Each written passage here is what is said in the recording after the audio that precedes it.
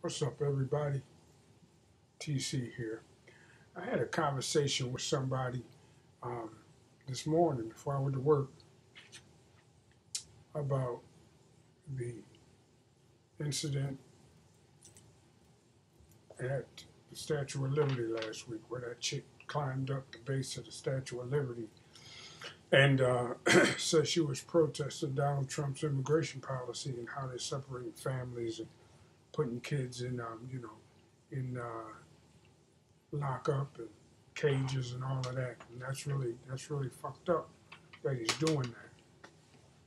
But I feel about that the same way I feel about DACA, Deferred Action for Childhood Arrivals, um, where people that were brought here as children should be offered a path to citizenship as opposed to uh, labeled as illegals, because when their parents brought them here, they had no control over that, you know.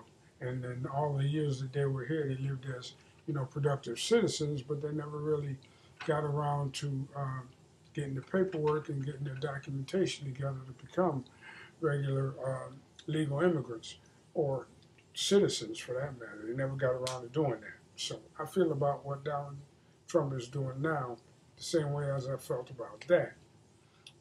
It's wrong. It's wrong for Donald Trump or anybody for that matter to separate kids from their parents, especially babies. Especially babies. Anybody, like under, say, 18 is basically a minor and should be under somebody's supervision, whether they're here legally or not. Now, having said that, I think that you, as a parent of somebody who lives in Central America, because that seems to be where most of these illegals are supposed to be coming from. I said most of and supposed to be because I'm not sure. You as a parent should know from all that's going on in the news that once you get to that border, there's going to be some shit, especially if you're at that border illegally and you're not seeking the right kind of asylum. Because Jeff Sessions, the Attorney General, is not giving anybody cutting anybody any slack for things like domestic abuse and things of that nature. You gotta be a real, you gotta be a real person seeking political asylum from, political persecution or whatever. You can't just be up here because your husband whooping your ass. In other words, there's supposed to be mechanisms in place in your home country to deal with domestic violence. So I don't know, I'm not down there, but I guess that's what the thinking is. So once you get here, you come 1,000 miles or whatever it is to get here to that border, and you illegal, and they determine you to be illegal. You don't have any paperwork. They take your kids and put your kids in a detainment center, and put you in another detainment center. Well, that's kind of your fault. I mean, for dragging your child all the way up here, knowing that once you get here, you're gonna have it's a crapshoot as to whether you get in or not. And like I said, I understand that things are bad in some of these countries, but these things that are bad are really just symptoms of a much bigger sickness, and that sickness is this war on drugs. That sickness is poverty created by the World Bank, the International Monetary Fund, and the governments that do business with them. That sickness is that type of shit. Free trade agreements that don't give a fuck about local producers and local farmers, so they can't earn a living for themselves, so they have to come here. I think I read somewhere this morning, they said, why are these people coming here? Well, because the Americans, why they come here? Because the Americans and the Europeans, in the case of the people overseas that are migrating, have taken all the shit out of their countries. Or if they ain't took it all, they done bought it all up and they own it all. And so the local people can't get a foothold and can't climb out of poverty, so they're seeking better economic opportunity for themselves. So they come to Italy, and they try to get into France, and they try to get into the U.S., and they try to do it in any way they can. So I ain't blaming them for that. I really ain't. I ain't blaming them for that because, shit, I probably do the same thing. I might not bring my children with me, but I probably do the same thing. Um, Now, having said all that, I got to say this. As a black man living in white supremacist America, until the so-called Hispanic community in this country start backing us up on our issues and stop siding with white people and stop thinking that they're white people and stop thinking that the white people love them like that and start understanding what we go through and, like I said, backing us up, well, then we ain't got no dog in that fight. We ain't. I mean, and until the Africans, not all of them, but I ain't even got to say not all of them, but until the Africans and some of the Caribbeans start understanding that we've been telling them the truth all along, that there are real roadblocks to progress when it comes to black people in this country. We're not lazy. We bust our fucking ass just like everybody else. But they want to believe what they see on Oprah Winfrey and World Star Hip Hop and CNN and Fox News and all of that shit that they watch on TV where they talking shit about how fucked up black Americans are. They want to believe all that shit. And they think, and I've had them tell me this, that we don't try to take advantage of the opportunities that are here. And that's why we're at the bottom of the economic and social scale in this country.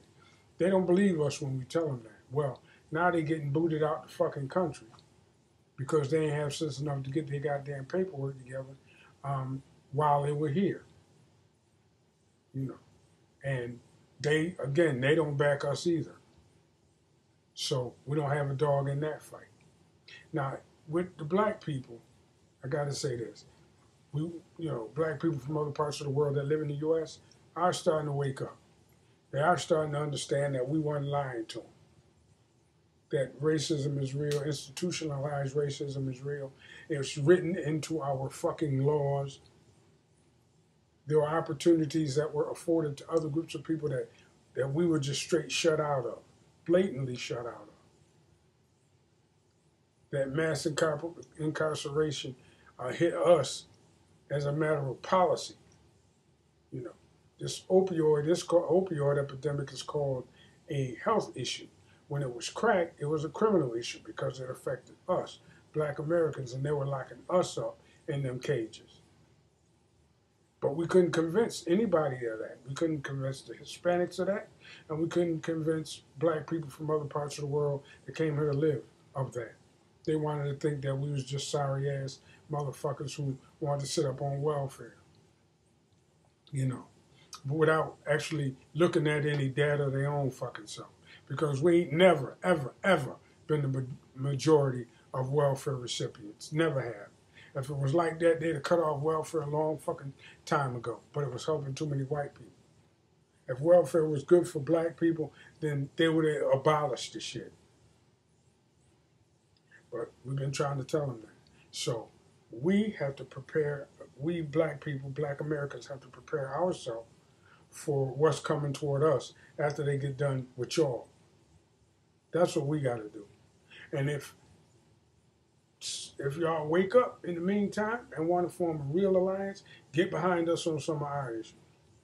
I mean, really, get behind us on some of our issues. Start speaking out on things that we are concerned about.